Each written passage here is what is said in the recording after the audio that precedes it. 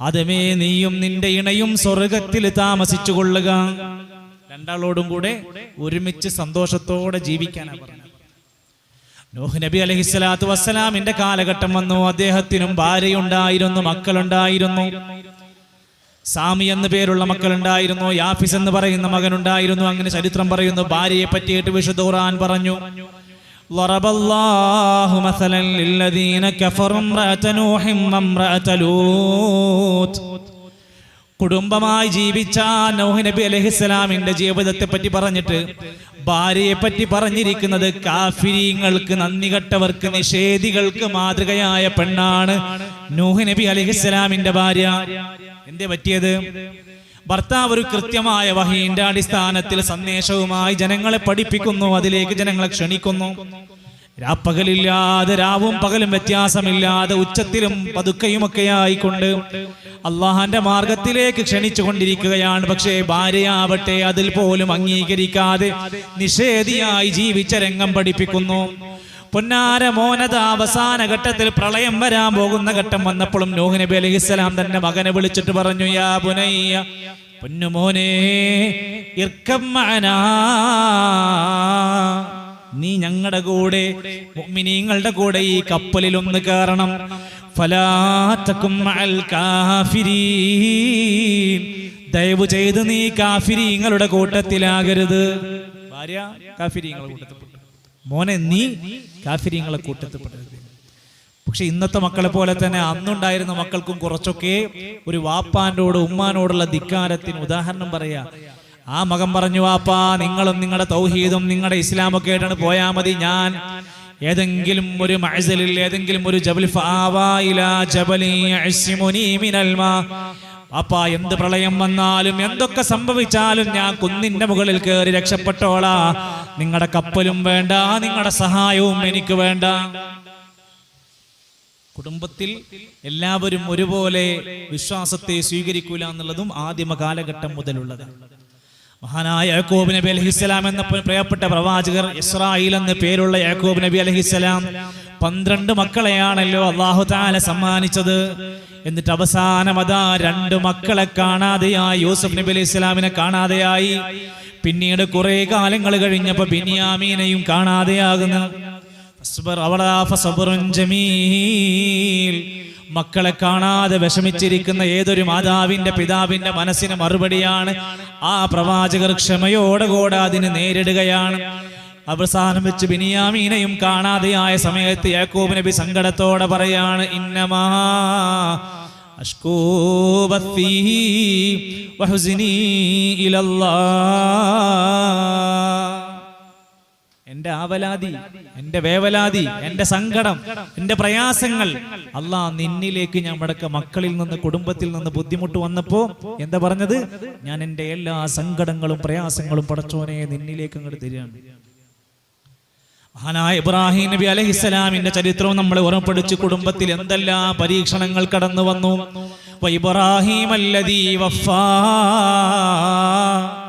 ഞാൻ പറഞ്ഞത് കുടുംബം എന്ന സംവിധാനം ഇങ്ങനെ കേരളത്തിൽ എടക്കരയിൽ കരുനച്ചിയിൽ ഉണ്ടായി പൊട്ടി മുളച്ചതൊന്നുമല്ല. ഇത് കാലങ്ങളായിട്ടുള്ള സിസ്റ്റമാണ്.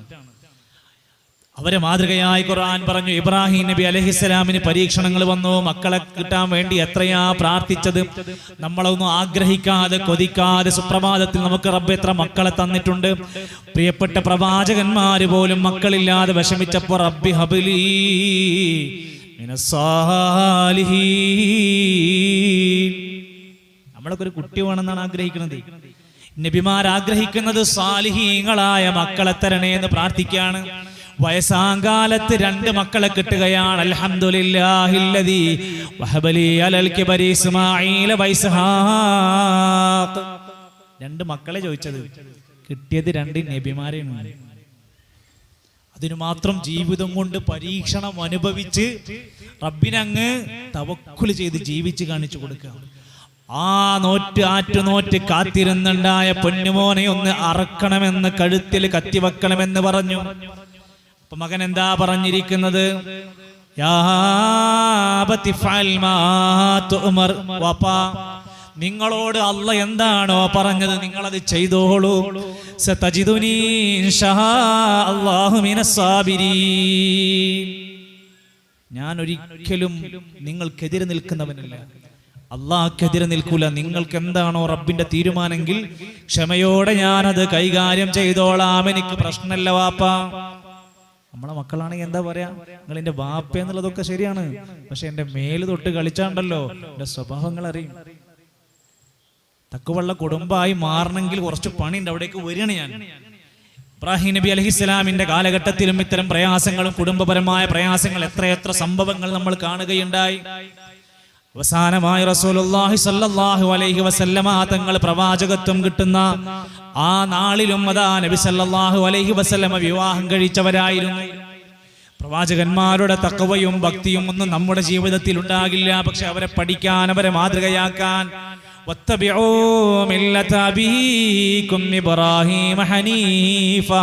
ഇബ്രാഹിം നബി അലൈഹിസ്സലാം എന്ന നിങ്ങളുടെ പിതാവിന്റെ മാർഗം നിങ്ങൾ സ്വീകരിക്കണം.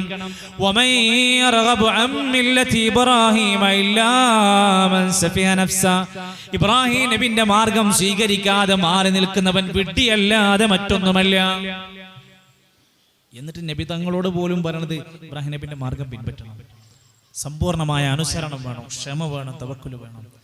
നബി സല്ലല്ലാഹു അലൈഹി വസല്ലമ തങ്ങളുടെ ജീവിതത്തിലേക്ക് ആദ്യമായി വിവാഹം കഴിഞ്ഞിരിക്കുന്ന ഘട്ടം, മഹാനായ റസൂലുള്ളാഹി സ്വല്ലല്ലാഹു അലൈഹി വസല്ലമ തങ്ങളുടെ ജീവിതത്തിലേക്ക് ആദ്യമായി കടന്നു വന്ന ഖദീജ റളിയല്ലാഹു അൻഹ അടക്കമുള്ള ഒരുപാട് ഭാര്യമാരോടൊപ്പം ജീവിച്ച നബി സല്ലല്ലാഹു അലൈഹി വസല്ലമയുടെ കുടുംബ ജീവിതത്തിൽ നിന്ന് തുടങ്ങി നമ്മുടെ ജീവിതത്തിലേക്ക് മാതൃകയാക്കാവുന്ന 23 വർഷക്കാലത്തെ ഖുർആനിന്റെ ഹദീസിന്റെ അധ്യാപനങ്ങൾ, സ്വഹാബത്ത് ജീവിതത്തിലൂടെ കാണിച്ചു തന്ന മാർഗങ്ങൾ എല്ലാം പഠിപ്പിച്ചു തന്നിട്ട് വിശുദ്ധ ഖുർആൻ നമ്മളോട് പറഞ്ഞത് എന്താ? യാ അയ്യുഹല്ലദീന ആമനൂ, സത്യവിശ്വാസികളെ, ഖൂഹു അൻഫുസകും വഅഹ്ലീകും നാറാ. എല്ലാ വാപ്പാന്റെയും ഉമ്മാന്റെയും ഡ്യൂട്ടി അവിടെ പഠിപ്പിച്ചു കൊടുത്തു. സത്യവിശ്വാസികളെ, നിങ്ങൾ നിങ്ങളെയും നിങ്ങളുടെ കുടുംബത്തെയും നരകത്തുനിന്ന് രക്ഷിക്കണേ. നമ്മളെ തടി പോയാ പോരാ, എന്റെ മകൻ, എന്റെ മകൾ, എന്റെ പേരക്കുട്ടികൾ, നിങ്ങളും നിങ്ങളുടെ കുടുംബവും നരകത്തുനിന്ന് രക്ഷപ്പെടാനുള്ള പണികൾ നിങ്ങൾ ചെയ്യണേ, നിങ്ങൾ സൂക്ഷിക്കണേ. കാരണം നരകമെന്ന് പറഞ്ഞാൽ വഖൂദുഹന്നാസ് വൽ ഹിജാറ, ഇവിടെ മനുഷ്യനും അതുപോലെ കല്ലുകളും കത്തിക്കുന്ന ലോകമാണ്. അവിടുത്തെ മലായികത്തുകൾ അതാ അവര് വലിയ പ്രയാസങ്ങൾ ഉണ്ടാക്കുന്ന, ദയ തോന്നാത്ത, അലിവ് തോന്നാത്ത ഗിലാദുൻ ഷിദാദുമാരാണ്. അല്ലാഹ് എന്തു പറഞ്ഞാലും അത് ചെയ്യുന്നവരാണ്. അതുകൊണ്ട് സത്യവിശ്വാസികളെ, നിങ്ങൾ നിങ്ങളെയും നിങ്ങളുടെ കുടുംബത്തെയും നരകത്തുനിന്ന് രക്ഷപ്പെടുത്തണം. അല്ലേ, നാട്ടിലൊരു രോഗം പരക്കുണ്ടെന്ന് വിചാരിച്ചോ, ആ രോഗം വരാതിരിക്കാൻ വേണ്ടി നമ്മൾ മാസ്ക് ഇടാൻ പറയും, കൈ കഴുകാൻ പറയും. എന്തെങ്കിലും ഒരു അപകട സാധ്യത ഉണ്ടെങ്കിൽ നമ്മൾ അതിന് രക്ഷപ്പെടാനുള്ള എല്ലാ പണിയും ചെയ്യും. ഏത് കാര്യത്തിലും ദുനിയാവിന്റെ വിഷയം വന്നാൽ നമ്മൾ അതിനു വേണ്ടിയിട്ട് മെനക്കെടും. പക്ഷെ ഈ ഒരു വിഷയത്തിലേക്ക്, നരകത്തിൽ നിന്ന് അവർ രക്ഷപ്പെടാനുള്ള കാര്യത്തിലേക്ക് നമ്മൾ എത്ര ശ്രദ്ധ കാണിക്കാറുണ്ട്? ഇത് പഠിപ്പിച്ച വിശുദ്ധ ഖുർആനിൽ ആയത്ത് വന്നു. നബി സല്ലല്ലാഹു അലൈഹി വസല്ലമ പ്രവാചകനായി ജീവിക്കാൻ തുടങ്ങിയ ആദ്യ കാലഘട്ടത്തിൽ, നബിയായി ജീവിക്കാൻ തുടങ്ങിയ ഘട്ടത്തിൽ അവിടുന്ന് രഹസ്യമായി പ്രബോധനം ചെയ്യാൻ ഓരോ വ്യക്തികളോട് കണ്ട് സംസാരിക്കാൻ, ഓരോ വ്യക്തികളെ, കുടുംബത്തിലുള്ള ആളുകളെ സ്വകാര്യമായി കാണാൻ. യാ സഫിയ ബിൻത് അബ്ദുൽ മുത്തലിബ്, സഫിയ ബീവിനെ വിളിച്ചു. യാ ഫാത്തിമ ബിൻത് മുഹമ്മദ്, യാ ബനി അബ്ദുൽ മുത്തലിബ്, ഇങ്ങനെ ഓരോരുത്തരെ വിളിച്ചുകൊണ്ട് നബി സല്ലല്ലാഹു അലൈഹി വസല്ലം പറയാണ്, നിങ്ങൾക്ക് ദുനിയാവിൽ എന്നോട് ചോദിച്ചാൽ എനിക്ക് പണം തരാം, മറ്റെന്തെങ്കിലുമൊക്കെ സൗകര്യം തരാം, പക്ഷേ നാളെ പരലോകത്ത് വന്ന് ഞങ്ങളെ ഒന്ന് രക്ഷിക്കണേ എന്ന് പറഞ്ഞാൽ അതിന് വകുപ്പില്ല. അപ്പോഴാണ് അവിടുന്ന് കുടുംബത്തിൽ നിന്ന് പ്രശ്നങ്ങൾ ഉണ്ടാവാൻ തുടങ്ങി. അബൂലഹബൊക്കെ ചാടി എണീറ്റ് വീഴാൻ തുടങ്ങി. അങ്ങനെ കുടുംബത്തിൽ നിന്ന് വിമർശനങ്ങൾ ഉണ്ടായി. പക്ഷേ നബി സല്ലല്ലാഹു അലൈഹി വസല്ലമയോട് പറഞ്ഞു, നബിയെ, നിങ്ങൾ മിണ്ടാതിരിക്കണ്ട. യാ അയ്യുഹൽ മുദ്ദസ്സിർ ഖും ഫഅൻദിർ വറബ്ബക ഫകബ്ബിർ വസിയാബക ഫതഹിർ. ആദ്യകാലത്ത് ഇറങ്ങിയ ആയത്തുകളിൽ പെട്ട ആയത്താണത്. വസിയാബക ഫതഹിർ. അതിന്റെ മുമ്പ് എന്താ പറഞ്ഞത്? നിങ്ങൾ നിങ്ങളുടെ ഖും ഫഅൻദിർ, നിങ്ങൾ താക്കീത് ചെയ്യണം നബി. ജനങ്ങൾക്കുള്ള താക്കീതുകൾ കൊടുത്തുകൊണ്ടിരിക്കണം. ആർക്കാണ് അവിടുന്ന് തുടങ്ങേണ്ടത്? വഅൻദിർ അശീറതകൽ അഖ്റബീൻ. നിങ്ങളുടെ കുടുംബം മുതൽ നിങ്ങൾ അവിടുന്ന് താക്കീത് ആരംഭിക്കണം. അങ്ങനെ ആദ്യം കുടുംബക്കാരോടായിരുന്നു അവിടുന്ന് പ്രയത്നങ്ങൾ ഉണ്ടായിരുന്നു. ഖദീജ ബീവിക്ക് അത് മനസ്സിലായി. ഖദീജ ബീവി വിശ്വസിച്ചു. കുടുംബത്തിൽ താമസിച്ചിരുന്ന അലി റളിയല്ലാഹു അൻഹുവിന് മനസ്സിലായി. അലി റളിയല്ലാഹു അൻഹു വിശ്വസിച്ചു. കുടുംബത്തിൽ ഇടക്കിടക്ക് സംസാരിക്കാനും സുഹൃബന്ധത്തിനും വരുന്ന അബൂബക്കർ സിദ്ദീഖ് റളിയല്ലാഹു അൻഹുവിന് അത് മനസ്സിലാക്കാൻ കഴിഞ്ഞു. ആ മതം അവർ സ്വീകരിച്ചു. അങ്ങനെ ഒരു തല മുതൽ അവിടെ നിന്ന് ഇസ്ലാമിന്റെ പ്രചരണം ആരംഭിക്കുകയാണ്. സഹോദരങ്ങളെ, ഇസ്ലാം ഏറെ പ്രാധാന്യത്തോടെ കാണുന്ന ഒരു മേഖലയാണ് കുടുംബത്തിന്റെ സുരക്ഷിതത്വം.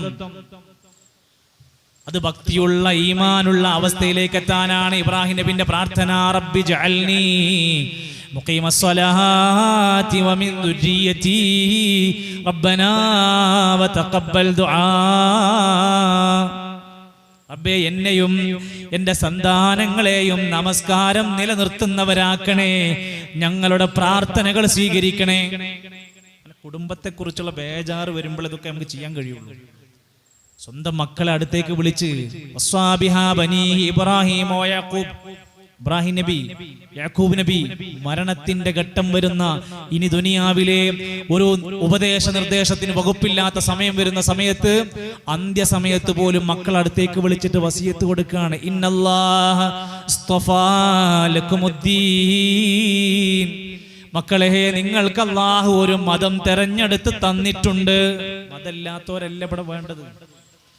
ഇവിടെ LGBT-ക്കാരല്ല വേണ്ടത്. ഇവിടെ മഴവില്ലിന്റെ അഴകുമായി നടക്കുന്നവരല്ല വേണ്ടത്. ഒരു മതവും സുരക്ഷിതമായി അതിന്റെ നിർദ്ദേശങ്ങളും അടക്കമുള്ള ആ ദീന് നിങ്ങൾ കൈവടിയല്ലേ. ഫലാ തമൂതുന്ന ഇല്ലാ വഅൻതും മുസ്ലിമൂൻ, നിങ്ങൾ മുസ്ലിമായിട്ടല്ലാതെ മരിക്കരുതേ. ഇതിനാണ് നമ്മൾ ഈ പണിയൊക്കെ ചെയ്യുന്നത്. ഇതിനു വേണ്ടിയാണ് നമ്മുടെ പള്ളികളും നിരന്തരമായ നമ്മുടെ ദഅവാ പ്രവർത്തനങ്ങളും. ഈ ദീന് ജനങ്ങളെ എത്തിച്ചു കൊടുക്കണം. കുടുംബത്തിൽ അത് അറിയണം, അവരോട് ഓർമ്മപ്പെടുത്തണം. മക്കളൊക്കെ ഇസ്ലാമികമായ നല്ല അന്തരീക്ഷത്തിൽ മരിക്കാൻ സാധിക്കണം. അങ്ങനെ ഓരോരുത്തരും യാക്കൂബ് നബി അലൈഹിസ്സലാം മക്കളെ വിളിച്ചു ചോദിക്കുന്നുണ്ട്, ഞാൻ മരിച്ചാൽ മക്കളെ നിങ്ങൾ എന്തിനെയാണ്, ആരെയാണ് ആരാധിക്കുക? അവർക്കുള്ള വിഷമം ബേജാറും അവിടെയൊന്നും.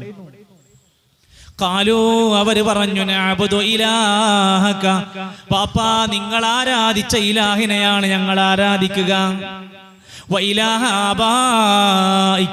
നിങ്ങളുടെ പിതാക്കന്മാർ ആരാധിച്ചിരുന്ന ആ അല്ലാഹനെയാണ് ഞങ്ങൾ ആരാധിക്കുക. മരിക്കുന്നതിന്റെ സെക്കൻഡിന് മുമ്പ് പോലും അവരുടെ മനസ്സിൽ തന്റെ മക്കൾ ഭാവിയിൽ കൈവിട്ടു പോകുമോ എന്ന് പേടിയുള്ളവരായിരുന്നു. നമ്മളൊക്കെ വീട്ടിലൊന്ന് വെച്ച് വായിച്ചു നോക്കണം. വിശുദ്ധ ഖുർആനിലെ സൂറത്ത് ലുഖ്മാനുൽ ഹകീം എന്ന മനുഷ്യർ, അദ്ദേഹം പ്രവാചകനല്ലാതിരുന്നിട്ട് പോലും തന്റെ മകനോട് കൊടുത്ത 10 ഉപദേശങ്ങൾ ഒരു സൂറത്തിലൂടെ പഠിപ്പിക്കുക. ഖുർആനില് ഒരു മനുഷ്യന്റെ ഉപദേശം, മകനോട് മകളോട് കൊടുത്തിരിക്കുന്ന ഉപദേശം കൃത്യമായിട്ട് ഖുർആൻ പറയുന്നുണ്ട്. യാ ബുനയ്യ ഇന്നഹാ ഇൻ തകും മിസ്ഖാല ഹബ്ബത്തിൻ മിൻ ഖർദലിൻ ഫതകും ഫീ സഖറത്തിൻ ഔ ഫിസ് സമാവാതി ഔ ഫിൽ അർള് യഅതി ബിഹല്ലാഹ് ഇന്നല്ലാഹ ലതീഫുൻ ഖബീർ. പൊന്നുമോനെ, നീ ഭൂമിയിലോ ആകാശത്തിലോ പാറക്കുള്ളിലോ എവിടെ വെച്ചുകൊണ്ടൊരു പ്രവൃത്തി ചെയ്താലും, നീ അത് എവിടെ ഒളിപ്പിക്കാൻ നോക്കിയാലും പടച്ചോൻ അത് കാണും, അത് കൊണ്ടുവരും. അപ്പാനെ മുമ്പിൽ ഒളിപ്പിച്ചു വെക്കാം, മക്കളുടെ മുമ്പിൽ ഒളിപ്പിച്ചു വെക്കാം, ഭാര്യന്റെ മുമ്പിൽ ഭർത്താവിന്റെ മുമ്പിൽ ഒളിപ്പിച്ചു വെക്കാം, മറച്ചു വെക്കാം. അല്ലാഹു അത് തിരിച്ചു കൊണ്ടുവരുന്നവനാണ്. ഇന്നല്ലാഹ ലതീഫുൻ ഖബീർ. ഇങ്ങനെ എത്ര സംഭവങ്ങൾ നമുക്കതിനോട് ചേർത്ത് വെക്കാൻ സാധിക്കും. അതുകൊണ്ട് ഇവിടെ ഇരിക്കുന്ന ഓരോരുത്തരോടും ഈ വിഷയവുമായി ബന്ധപ്പെട്ട് കുടുംബത്തിലെ ഓരോരുത്തരും തഖ്വയുള്ളവരാകലാണ് അതിന്റെ മാനദണ്ഡം. അതാണ് നമ്മുടെ പ്രാർത്ഥന. എന്താണ്? റബ്ബേ എന്നെ നന്നാക്കണേ എന്നാണോ? റബ്ബേ എനിക്ക് കൺകുളിർമ തരണേ എന്നാണോ? റബ്ബനാ ഹബ് ലനാ മിൻ അസ്വാജിനാ.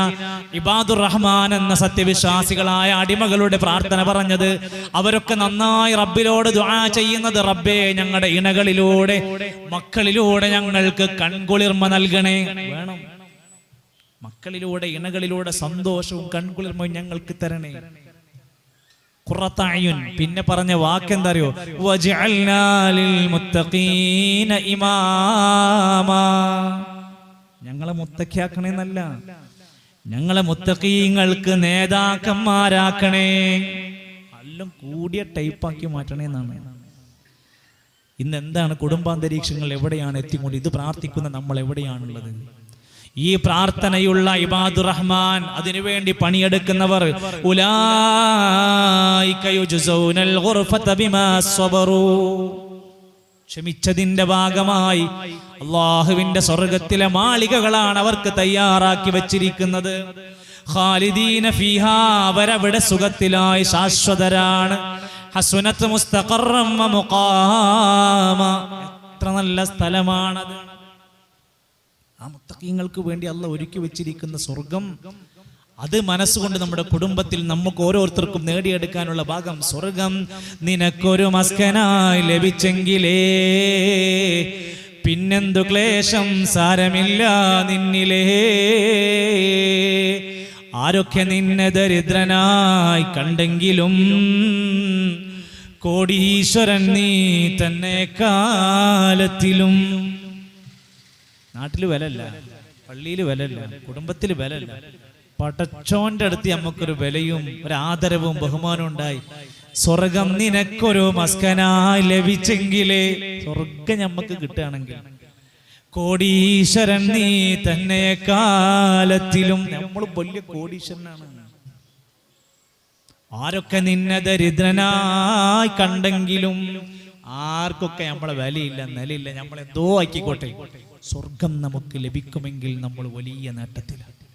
അതിലേക്ക് നീ ഒരു പാസ് താമന്നാനേ, അതു നിന്റെ പക്കൽ മാത്രമാ ഹന്നാനേ. ഇതാണ് നമ്മുടെ ലക്ഷ്യം. ഈ സ്വർഗമാണ് നമ്മുടെ മുമ്പിൽ കിടക്കിൽ പടച്ചോണ്ടേക്കുന്നത് കിട്ടാൻ വേണ്ടി.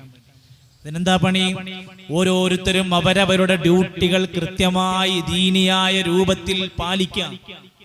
കുല്ലുക്കും റാഇൻ വകുല്ലുക്കും മസ്ഊലുൻ അൻ റഇയതിഹി, എല്ലാവർക്കും ഉത്തരവാദിത്തമുണ്ട്. ഭാര്യക്ക് മാത്രമല്ല ഭർത്താവിനുണ്ട്, മാപ്പാക്ക് മാത്രമല്ല മക്കൾക്കുണ്ട്. ഓരോരുത്തർക്കും അങ്ങോട്ടും ഇങ്ങോട്ടും ഉത്തരവാദിത്തങ്ങളുണ്ട്. ആ ഉത്തരവാദിത്തം ചോദ്യം ചെയ്യപ്പെടും, ഉറപ്പാണ്. സുമ്മ ലതുസ്അലുന്ന യൗമഇദിൻ അനിൻ നഈം, പിന്നെ നിങ്ങൾക്ക് റബ്ബ് തന്ന നിഅമത്തുകൾ ചോദ്യം ചെയ്യപ്പെടും.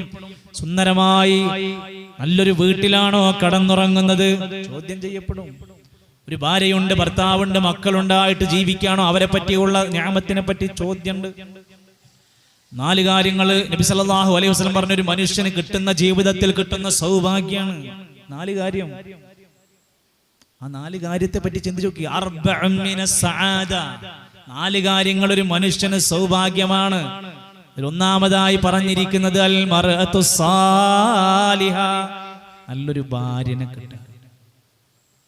ഒരു നല്ല സാലിഹത്തായ ഒരു ഭാര്യനെ കിട്ടുക എന്ന് പറയുന്നത് സൗഭാഗ്യമാണ്. അതിന്റെ അർത്ഥം എന്താ? അത് എല്ലാവർക്കും അങ്ങനെ വാരി വേദരി കൊടുക്കുന്നില്ല.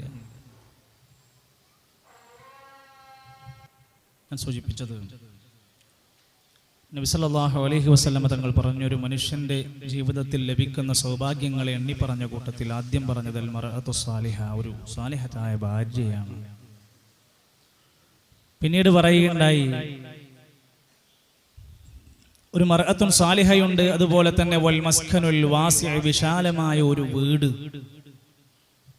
തനിക്കും തന്റെ കുടുംബത്തിനും സ്വകാര്യതകൾ മറച്ചുവെക്കാൻ വിശ്രമിക്കാൻ പറ്റുന്ന വലിയ ആഡംബരങ്ങളൊന്നുമില്ലാത്തൊരു വീട്ടിൽ ഒരു മനുഷ്യന് താമസിക്കാൻ കഴിയുന്നുണ്ടെങ്കിൽ അയാൾ സൗഭാഗ്യവാനാണ്.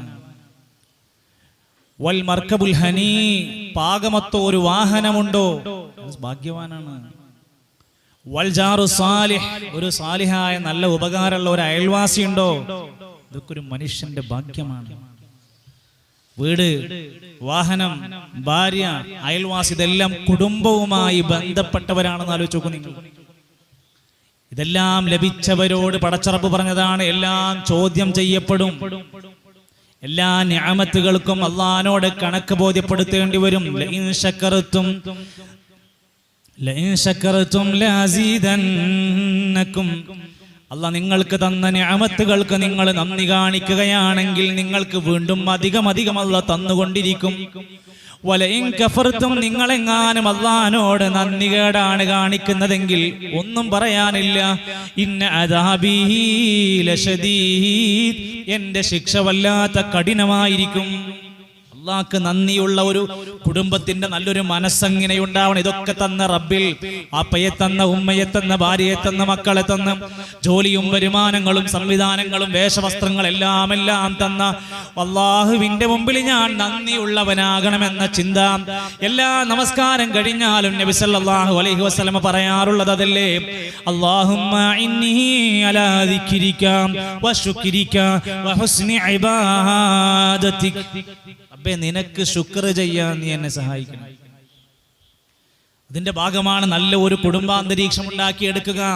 മാതാപിതാക്കളെയാണ് ആദ്യമായി ഒരു കുടുംബത്തിൽ പരിഗണിക്കപ്പെടേണ്ടത്. അവിടെ മുതൽ ഒരു കുടുംബത്തിന്റെ അടയാളമാണ്, തഖ്വയുള്ള കുടുംബത്തിന്റെ അടയാളമാണ് അവിടുത്തെ മാതാപിതാക്കളെ പരിഗണിക്കുന്ന, അവർക്ക് വേണ്ടുന്ന സാഹചര്യങ്ങൾ ഒരുക്കി കൊടുക്കുന്ന ഒന്നാണോ എങ്കിൽ അത് നല്ല ഒരു അടയാളമാണ്. അള്ളാഹുവിന്റെ ഖുർആൻ ആവർത്തിച്ച് പറയുന്ന വാക്കാണ് വഅബ്ദുല്ലാഹ്, നിങ്ങൾ അല്ലാഹനെ ആരാധിക്കണം. വലാ തുശ്രികൂ ബിഹി ശൈആ, ശിർക്കിന്റെ ഒരംശവും നിങ്ങളുടെ ജീവിതത്തിൽ വരരുത്.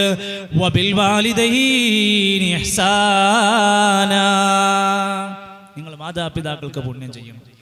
ആകാശലോകത്തുള്ള അല്ലാഹ്ക്ക് ഇബാദത്ത് ചെയ്യണമെന്ന് പറഞ്ഞിട്ട് പിന്നെ എടുത്തു പറഞ്ഞത് ഭൂമിയിലുള്ള മാതാപിതാക്കൾക്ക് നിങ്ങൾ സുഹൃതം ചെയ്യണം, ഇഹ്സാൻ ചെയ്യണം. എത്ര പേരുണ്ട് സുഹൃത്തുക്കളെ? ആലോചിക്കുക, ഈ വിഷയത്തിന്റെ ഗൗരവം അറിയാത്തവരാണോ? ഇബ്നു അബ്ബാസ് റളിയല്ലാഹു അൻഹു പറയുകയാണ്, വിശുദ്ധ ഖുർആനിലെ 2-3 കാര്യങ്ങൾ ഒരുമിച്ച് പറഞ്ഞു. വഅഖീമുസ്സലാത വആതുസ്സകാ, നിങ്ങൾ നോമ്പ് നോൽക്കണം, നിങ്ങൾ നിസ്കരിക്കണം, സകാത്ത് കൊടുക്കണം. ഒരുമിച്ചാണ് പറഞ്ഞത്. ഇതിൽ ഒന്ന് പോരാ, രണ്ടും വേണം. വഅതിഉല്ലാഹ വഅതിഉർ റസൂൽ, നിങ്ങൾ അല്ലാഹനെ അനുസരിക്കണം, റസൂലിനെ അനുസരിക്കണം. ഖുർആനും വേണം, ഹദീസും വേണം. പിന്നെ പറഞ്ഞതാണ് വഅബ്ദുല്ലാഹ് വബിൽ വാലിദൈനി ഇഹ്സാനാ, അല്ലാഹ്ക്ക് ഇബാദത്ത് ചെയ്യണം, മാതാപിതാക്കൾക്ക് പുണ്യം ചെയ്യണം. ഇത് ഒത്തു പറഞ്ഞതാ. നമസ്കാരം ശരിയാണ്, നോമ്പ് ശരിയാണ്, സകാത്തൊക്കെയാണ്, ഹജ്ജൊക്കെ 2-3 കഴിഞ്ഞിട്ടുണ്ട്. പക്ഷേ വബിൽ വാലിദൈനി ഇഹ്സാനാ എന്ന വിഷയമെടുത്താൽ എത്ര പേരുണ്ട് പ്രിയപ്പെട്ടവരെ? യതീമുകളെ പോലെ, മക്കളില്ലാത്തവരെ പോലെ മിണ്ടാനാളില്ല, സംസാരിക്കാനാളില്ല, ഒന്ന് പരാതി പറയാനോ പ്രശ്നങ്ങൾ ഉന്നയിക്കാനോ ആവശ്യങ്ങൾ ഉന്നയിക്കാനോ മക്കളില്ല. മക്കള് വിളിക്കാറില്ല, മക്കള് കാണാറില്ല. പക്ഷേ ജോലി തിരക്കോ അല്ലെങ്കിൽ പുറത്തോ അകത്തോ എവിടെയാവട്ടെ, അങ്ങനെ 2 പേരുണ്ടെന്നത് ഓർക്കുക പോലും ചെയ്യാത്തവരൊക്കെ മനസ്സിലാക്കാൻ അല്ലാഹുവിന്റെ ഖുർആൻ എത്രയെത്ര ആയത്തുകളാണ് ഈ വിഷയം പറഞ്ഞിരിക്കുന്നത്. ഗൗരവത്തോടെ കാണണം. മാതാപിതാക്കൾ പരിഗണിക്കപ്പെടേണ്ടവരാണ്.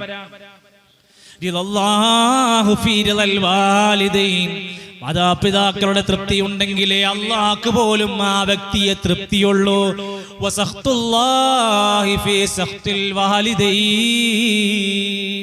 മാതാപിതാക്കൾക്ക് ആ മകനോട് മകളോട് കോപമാണ്, ദേഷ്യമാണെങ്കിൽ അള്ളാഹ്ക്ക് അയാളോടും കോപമാണ്, വെറുപ്പാണ്, ദേഷ്യമാണ്. ഒരു സഹാബി വന്ന് നബിനോട് ചോദിക്കും, നബിയെ, നമ്മുടെയൊക്കെ മാതാപിതാക്കൾ ജീവിച്ചിരിക്കുമ്പോൾ ഒരുപാട് കാര്യങ്ങൾ ചെയ്യണം എന്നൊക്കെ ഞങ്ങൾക്ക് മനസ്സിലായിട്ടുണ്ട്. പക്ഷേ അവർ മരിച്ചാൽ ഞങ്ങൾക്ക് അവരോട് എന്തെങ്കിലും ചെയ്യാനുണ്ടോ? നമ്മളൊക്കെ ജീവിച്ചിരിക്കുന്ന കാലത്ത് ഒരുപാട് കാര്യം ചെയ്യാണ്ട്, മരിച്ചാലും തീരാത്ത ബാധ്യതയായി നബി തങ്ങൾ പറഞ്ഞു വേണം, ചെയ്യാനുണ്ട്. ഇസ്തിഗ്ഫാർ, അവർക്ക് വേണ്ടി നിങ്ങൾ എപ്പോഴും ആത്മാർത്ഥമായി ഇസ്തിഗ്ഫാർ നടത്തണം, പാപം പൊറുക്കാൻ വേണ്ടി പ്രാർത്ഥിക്കണം. പിന്നെയോ അവർ തൻഫീദി വഅദിഹിമ, അവർക്ക് എന്തെങ്കിലും കരാറുകൾ പറഞ്ഞിട്ടുണ്ടോ പൂർത്തിയാക്കി കൊടുക്കണം. വഇക്റാമി സ്വദീഖിഹിമ, അവരുടെ സുഹൃത്തുക്കളോടുള്ള ആദരവും ബന്ധവും സൂക്ഷിക്കണം. അവർ നേർച്ചകളാക്കിയിട്ടുള്ള വല്ല കാര്യങ്ങളും ഉണ്ടോ, അവരുടെ നോമ്പ് ബാക്കിയുണ്ടോ, ഹജ്ജ് ബാക്കിയുണ്ടോ, അത് വേഗം വീട്ടണം, കടങ്ങളൊക്കെ ഉണ്ടെങ്കിൽ. ഇങ്ങനെ അവരോടുള്ള കാര്യങ്ങൾ, കടപ്പാടുകൾ, മരിച്ചാൽ പോലും തീരാത്ത കടമയുണ്ടെങ്കിൽ, എത്രയോ വീടകങ്ങളിൽ നിന്ന് പരാതികളുമായി കടന്നു വരുന്നത് തന്റെ മാതാപിതാക്കളെ തിരിഞ്ഞു നോക്കാത്ത മക്കളെ കുറിച്ച് കണ്ണീരോടെ മക്കൾ ഉണ്ടായിട്ട് വിഷമിക്കുന്ന, കരയുന്ന എത്രയോ ആളുകളുണ്ടെങ്കിൽ ആലോചിക്കുക. ഓരോ മാതാവിനോടും പിതാവിനോടുമുള്ള കടമ നിർവഹിക്കാത്ത മനുഷ്യൻ തഖ്വയുള്ളവനല്ല. ആ കുടുംബം തഖ്വയുടെ അടയാളമല്ല. അത് പരിഗണിക്കാതെ വേറെ എന്തുണ്ടെന്ന് പറഞ്ഞാലും അത് നമുക്ക് അംഗീകരിച്ചു കൊടുക്കാൻ കഴിയില്ല. മലപ്പുറം ജില്ലയിൽ കുറ്റിപ്പുറത്തൊരു വൃദ്ധസദനുണ്ട്. ഒരിക്കലും അവിടെ ഒരു സന്ദർശനത്തിന് വേണ്ടി പോയപ്പോൾ താടി വെച്ച ഹാജിമാർ, തൊപ്പി വെച്ച ഹാജിയാര്, കുറെ ആത്തുമ്മമാര്, മമ്മൂട്ടിമാര്, അവരോട് ചോദിച്ചു മക്കളൊക്കെ ഉണ്ടോ? അവരൊക്കെ പുറത്താ ഉസ്താദേ. 2-3 മക്കളൊക്കെ ഉണ്ട് ഇവിടെ കൊടുന്നിട്ടുക. ചിലരോടൊക്കെ ചോദിച്ചു മക്കളൊക്കെ വരലുണ്ടോ എന്നൊക്കെ ചോദിച്ചാൽ പറയാണ് വരുമല്ലോ, എപ്പോഴെങ്കിലൊക്കെ വരും, ഇവിടെ കൊടുക്കാളൊക്കെ കൊടുത്തിട്ട് അവർ പോവും. എന്നിട്ട് പിന്നെ കരയും. പണ്ട് ഏതോ നാട്ടിലുണ്ടായിരുന്ന ചരിത്രമാണ് ഈ വൃദ്ധസദനം. ഇന്ന് നമ്മുടെ മുറ്റത്ത് വന്നില്ല, എല്ലാ വില്ലേജിലും ഇനി എല്ലാ പഞ്ചായത്തിലും വരാൻ പോവാണ്. ഇതൊക്കെ പുതിയ കാലഘട്ടത്തിലും സംസാര വിഷയം തന്നെയാണ്. ഇതൊന്നും പണ്ടുണ്ടായതല്ല. എങ്കിൽ നമ്മൾ ആലോചിക്കുക പ്രിയപ്പെട്ടവരെ, എത്രയെത്ര സംഭവങ്ങൾ നമുക്ക് ചേർത്ത് വെക്കാൻ സാധിക്കും. അതുകൊണ്ടൊരു കുടുംബത്തിന്റെ നെടുന്തൂണ് ബാപ്പാനെ ഉമ്മാനോടുള്ള നമ്മുടെ കടപ്പാടാലോചിക്കും. ബാപ്പയാരാണ്? എത്ര ദേശക്കാരനാണെങ്കിലും എന്തൊക്കെ വാശി കാണിച്ചാലും എന്തൊക്കെ ചെയ്താലും സ്വന്തം സ്വപ്നങ്ങളെല്ലാം മാറ്റി വെച്ചുകൊണ്ട് മക്കൾക്ക് വേണ്ടി ഒരുപാട് കാലം കഷ്ടപ്പെട്ടവരാണ്. സ്വന്തം ജീവിതത്തിന്റെ ഒരുപാട് സുഖങ്ങൾ പോലും മക്കളുടെ സുഖത്തിന് വേണ്ടി മിണ്ടാതെ നടന്നവരാണ് വാപ്പമാര്. എത്ര പേരുണ്ട്? ഒരിക്കൽ ഗൾഫ് രാജ്യത്ത് ചെന്ന സമയത്ത് 80 വയസ്സിനടുത്ത് പ്രായമുള്ള ഒരു മനുഷ്യൻ പോകാനായില്ലേ നാട്ടിൽ ചോദിച്ചപ്പോൾ പറഞ്ഞ് ഇല്ല, മക്കളൊക്കെ ഒന്നും കൂടെ ഒക്കെ ഒന്ന് ശരിയാക്കാനൊക്കെ ഉണ്ട്, കുറച്ചും കൂടെയൊക്കെ പണിയുണ്ട്. 80, 60, 70, 80 ഒക്കെ കഴിഞ്ഞ ആളുകളൊക്കെ അവർക്ക് അവരുടെ മക്കളെ സേഫ് ആക്കുക എന്ന വിഷയം ചിന്തിച്ചിരിക്കുക. ഇങ്ങനെ എത്രയോ സംഭവങ്ങൾ നമ്മുടെ മനസ്സിലേക്ക് ചേർത്ത് വെച്ചുകൊണ്ട് നമ്മൾ ചിന്തിക്കുക. അവരോടുള്ള നമ്മുടെ ആ സ്നേഹബന്ധവും പരിഗണനയും ഇല്ലാതെ പോയാൽ ആ കുടുംബത്തിൽ നിന്ന് പിന്നീട് ഒരിക്കലും തന്നെ സുഹൃത്തുക്കളെ നന്മയുടെ വശങ്ങൾ കടന്നു വരില്ല എന്ന് ചിന്തിക്കുക. അതേപോലെ തന്നെ മാതാപിതാക്കളെ, നമ്മുടെ മക്കളോടുള്ള കടമകൾ വല്ലാത്ത ബാധ്യതയാണ്.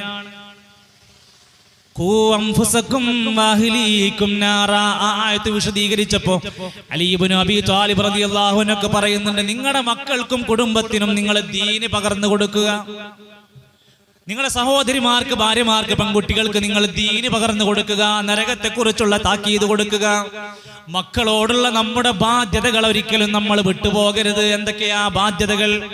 അവരെ ചെറുപ്പം മുതൽ, അല്ലെങ്കിൽ നോക്കൂ, നിങ്ങളൊരു കുട്ടിയോട് ചെയ്യുന്ന ഏറ്റവും നല്ല ബാധ്യത, ആ കുട്ടി നന്നാവാനുള്ള ഒന്നാമത്തെ കടമ കല്യാണം നന്നായി, വിവാഹം ശരിയായ രൂപത്തിൽ ഹൈറായ സ്വാലിഹായ ഇണയെ തെരഞ്ഞു കൊടുക്കുക. നമ്മളെപ്പോഴാണ് മക്കളെ പറ്റി ചിന്തിക്കുക? കല്യാണം കഴിഞ്ഞ് ഗർഭിണിയായ ശേഷമാണ് നമ്മൾ മക്കളുടെ കാര്യത്തിൽ ഇനി എന്താ ചെയ്യാൻ തീരുമാനിക്കുക. എങ്കിൽ വിവാഹത്തിന്റെ തുടക്കം മുതൽ ആദ്യ നാളുകളിൽ തന്നെ ഞാൻ പെണ്ണന്വേഷിക്കുന്ന ഈ പെൺകുട്ടി എന്റെ ജീവിതത്തിൽ എന്റെ മക്കളുടെ ഉമ്മയാകാനുള്ളവളാണ്. അവൾ നിസ്കരിക്കുന്നവളാവണം, അവൾ മാറുമറക്കുന്നവളാവണം, അവൾ വേഷത്തിലും സംസാരത്തിലും വീട്ടിലും പുറത്തും ഇസ്സത്ത് കാത്തു സൂക്ഷിക്കുന്നവളായിരിക്കണം. എന്റെ മക്കളെ ദീനിന്റെ തർബിയത്തിൽ സ്നേഹവായ്പകളോടെ വളർത്തേണ്ടവളെയാണ് ഞാൻ ഈ തെരഞ്ഞെടുക്കാൻ പോകുന്നത് എന്ന് ചിന്തിക്കണം.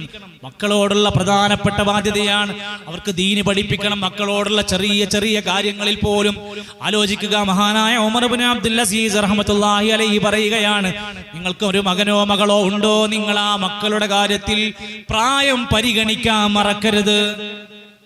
എന്റെ കുട്ടിയാണെന്ന് മാത്രം പരിഗണിച്ചാൽ പോരാ, ആ കുട്ടിന്റെ പ്രായം എന്താണെന്ന് പരിഗണിക്കണം. നമ്മുടെ വീട്ടിൽ ഏറ്റവും കൂടുതൽ അടി കിട്ടുന്നതായിരിക്കാം ഏറ്റവും കുറഞ്ഞ പ്രായമുള്ളവർക്ക് കിട്ടുക. എന്നാൽ മഹാനായ ഉമർ ഇബ്നു അബ്ദുൽ അസീസ് തങ്ങൾ പറഞ്ഞത്, 1-ാമത്തെ വയസ്സ് മുതൽ 7-ാമത്തെ വയസ്സാകുന്നത് വരെ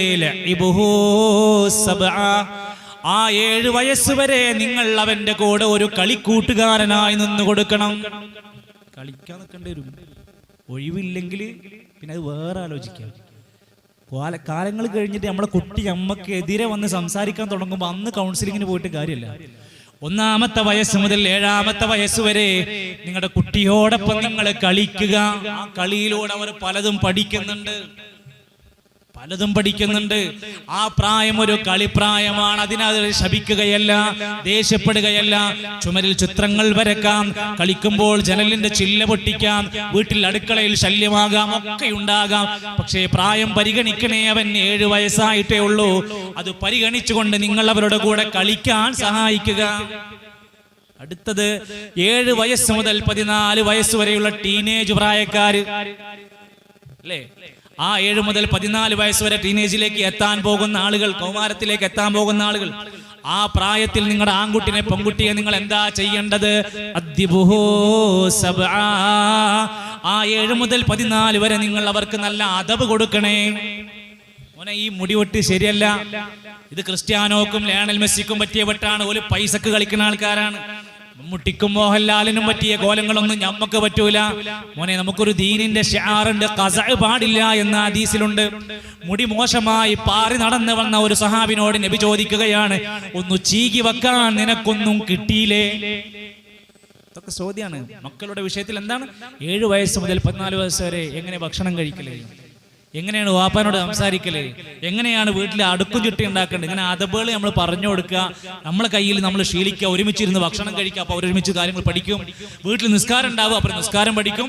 അങ്ങനെ നമ്മളിലൂടെ അവളെ അതബ് ഉണ്ടാക്കുക. നമ്മൾ അപ്പോൾ അതബ് ഉണ്ടാക്കുക. അവൻ എന്തെങ്കിലും കച്ചറയിൽ പെട്ടു എന്ന് പറയുമ്പോൾ നമ്മൾ പിന്നെ ഉപദേശം, പിന്നെ ഖുർആൻ ക്ലാസ്, പിന്നെ എല്ലാത്തിനും നമ്മൾ മുമ്പിലുണ്ടാവും. കാര്യമില്ല.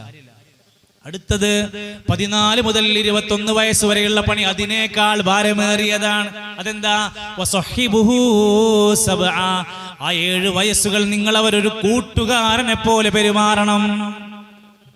കിട്ടൂല, മുതലിനെ കിട്ടൂല നമുക്ക്. പക്ഷെ കിട്ടിയാല് ഒരു സുഹൃത്തിനെ പോലെ നിങ്ങൾ അവരെന്നാൽ എല്ലാം തുറന്ന് പറയാൻ പറ്റുന്ന ഒരു പെൺകുട്ടി. ബസ്സിലൊരു പ്രശ്നം ഉണ്ടായി വന്നാൽ ഉമ്മാനോട് പറയാൻ പറ്റൂല, ഉപ്പാനോട് ഞാൻ പറയില്ല. അങ്ങനെ പേടിച്ചാണ് അവർ ജീവിക്കുന്നതെങ്കിൽ അതിനകത്ത് നമ്മൾ നല്ല ക്ലോസ് അല്ല. എന്തുമുണ്ടെങ്കിൽ വന്ന് പറയാനും സംസാരിക്കാനും എൻ്റെ ഉപ്പയാണ്, എൻ്റെ ഉമ്മയാണ് എനിക്ക് സുരക്ഷിതത്വം എന്ന തോന്നലുണ്ടാക്കലാണ് ഒരു കുട്ടിയുടെ അദബുകളിൽപ്പെട്ടത്. നല്ല പേര് വിളിക്കാൻ, നമസ്കാരം 7 വയസ്സ് മുതൽ അതാ നമസ്കാരം ശീലിപ്പിക്കാൻ.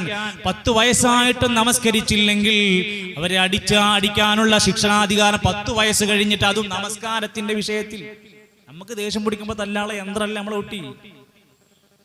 സ്കൂളത്തെ പഠിച്ചില്ല, മദ്രസയത്തെ പഠിച്ചില്ല, അല്ലെങ്കിൽ അവിടെ ചളിയാക്കി, അല്ലെങ്കിൽ ഇവിടെ ഇതാക്കി, ഇതിനൊന്നുമല്ല.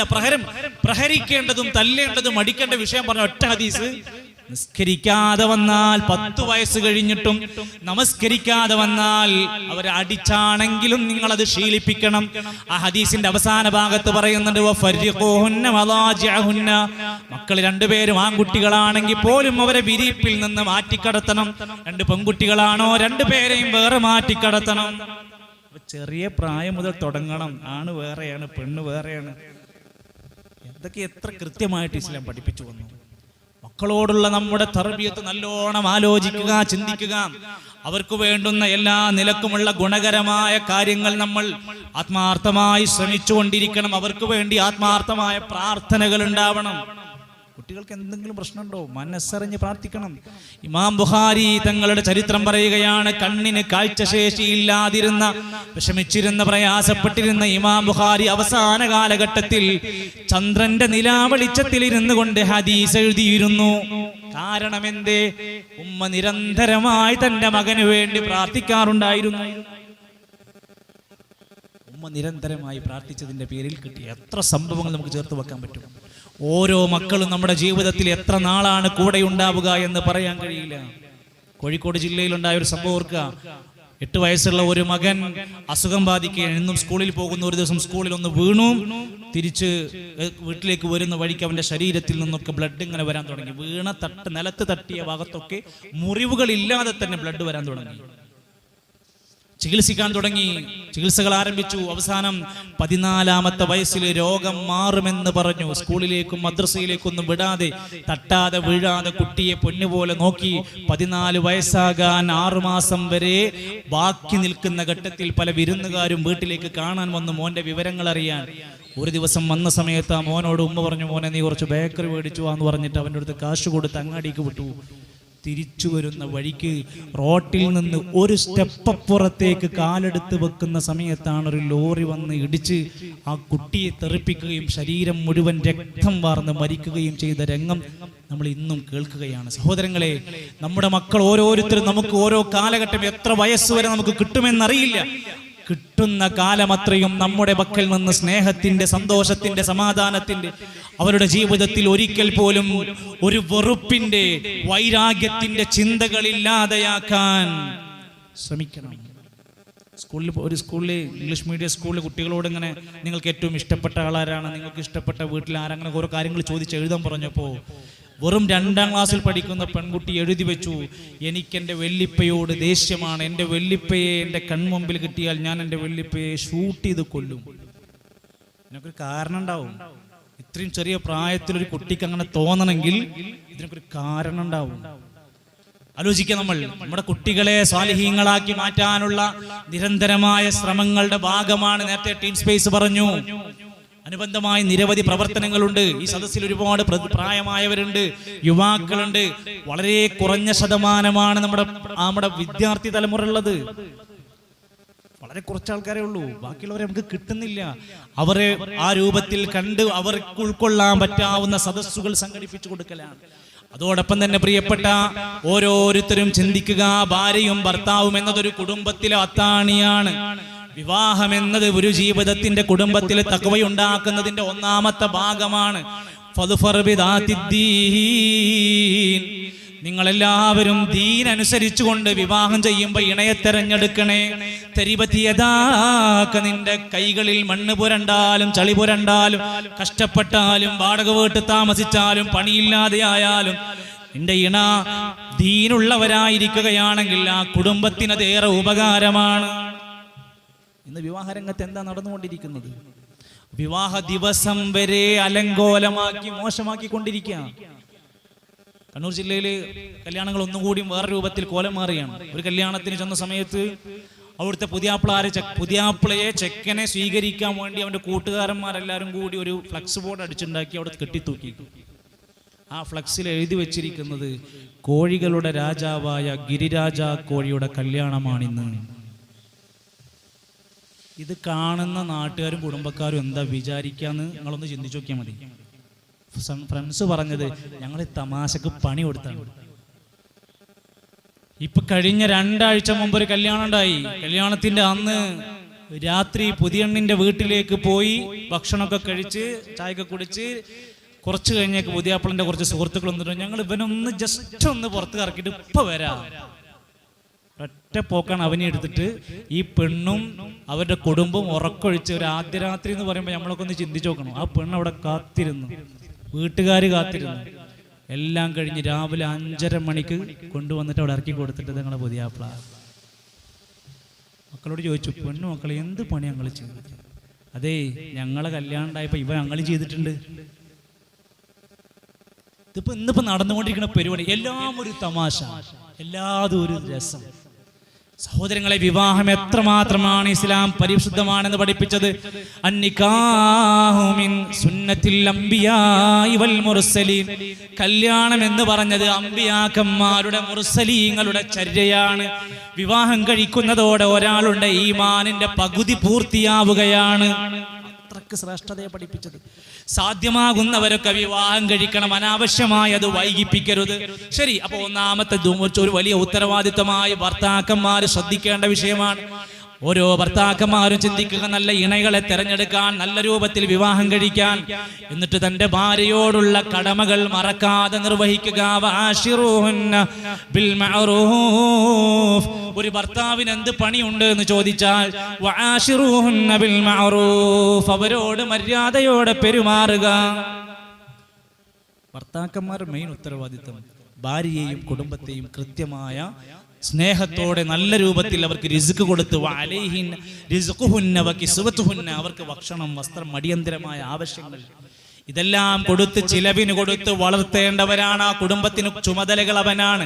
അവരോട് മാന്യമായവർക്ക് പെരുമാറണം, അവർക്ക് ചിലവിന് കൊടുക്കണം, ഭക്ഷണം കൊടുക്കണം, അവർക്ക് റിസ്ക് കൊടുക്കണം. ഈ അടുത്തൊരു പരാതിയുമായി ബന്ധപ്പെട്ട ഒരു വിഷയം വരിക.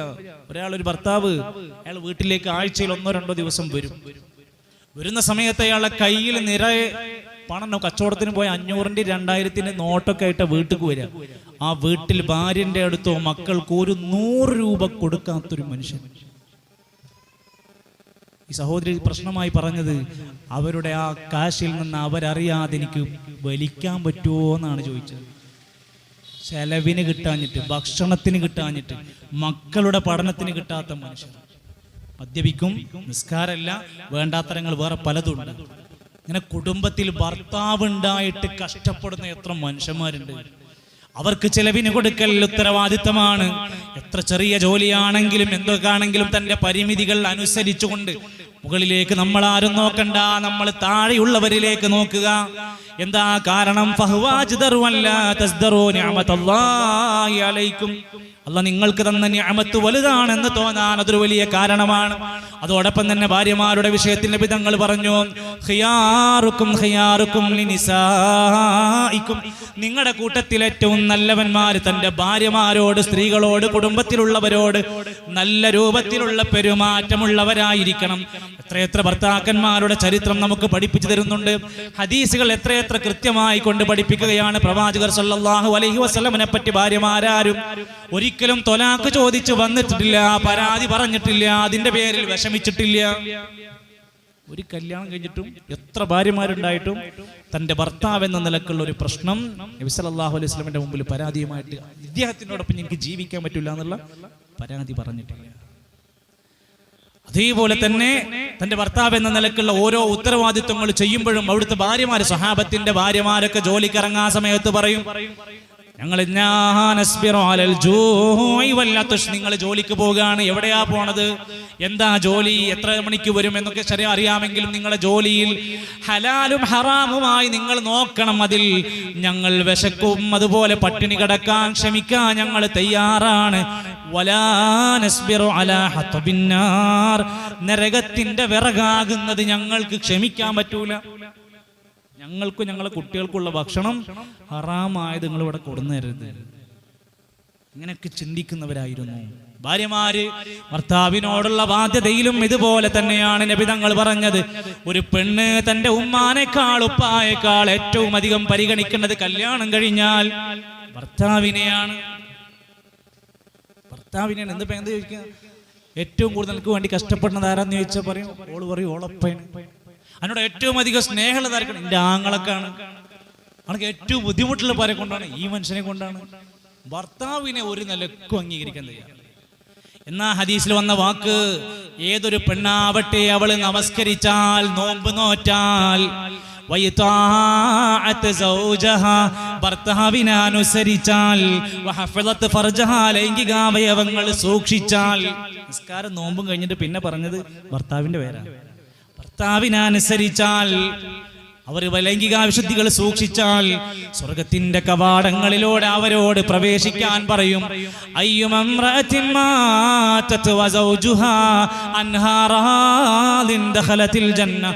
ഏതൊരു പെണ്ണാവട്ടെ അവൾ മരിക്കുന്ന സമയത്ത് ഭർത്താവിന്റെ തൃപ്തിയോടെയാണ് മരിക്കുന്നതെങ്കിൽ, എല്ലാവർക്കും ഇഷ്ടമാണ്, നാട്ടുകാർക്കും എല്ലാവർക്കും കൂട്ടുകാർക്കും ഒക്കെ എല്ലാവർക്കും റാഹത്തേക്കും. ഒരു ഭർത്താവിന്റെ തൃപ്തിയില്ലാതെയാണ് ജീവിച്ചു കാണിച്ചതെങ്കിൽ സ്വർഗത്തിലെത്താൻ കഴിയില്ല. ഭർത്താവിന്റെ തൃപ്തിയോടെ മരിക്കാൻ കഴിഞ്ഞാൽ അവർക്കാണ് സ്വർഗം. എത്ര പേർക്കതിന് സാധ്യമാകും? സ്വർഗത്തിലെ ഉന്നതരായ സ്ത്രീകളെ പറ്റി പറഞ്ഞ ഹദീസിൽ പറയാണ്, ആ സ്ത്രീകൾ ഏതെങ്കിലും ഒരു കാരണവശാൽ തന്റെ ഭർത്താവിനോട് പിണങ്ങിക്കഴിഞ്ഞാൽ, ഭർത്താവ് അവളോട് പിണങ്ങിക്കഴിഞ്ഞാൽ, അവൾ നേരെ ഭർത്താവിന്റെ കൈ പിടിച്ചിട്ട് പറയും, എത്ര ഇക്കാ, നിങ്ങൾ ഇന്ന് എന്നോട് മിണ്ടാതെ ഞാൻ എൻ്റെ കൺപോളകൾ അടക്കൂല. നമ്മളാണെങ്കിൽ എന്താ പറയാ, വേണമെങ്കിൽ മിണ്ടിക്കോട്ടെ, ആർക്ക് വേണമെന്നുള്ള നമ്മളങ്ങ് മാറ്റിക്കളയും. പക്ഷേ സ്വർഗ സ്ത്രീകളുടെ ഉന്നത ഗുണത്തെപ്പറ്റി പറഞ്ഞത്, ഭർത്താവിന്റെ തൃപ്തിയില്ലാതെ ഞാൻ പോകൂല എന്ന് പറയുന്ന അവസ്ഥ. ഭർത്താവിന്റെ ശാരീരിക മാനസിക ആവശ്യങ്ങൾ, ഒരു പെണ്ണ്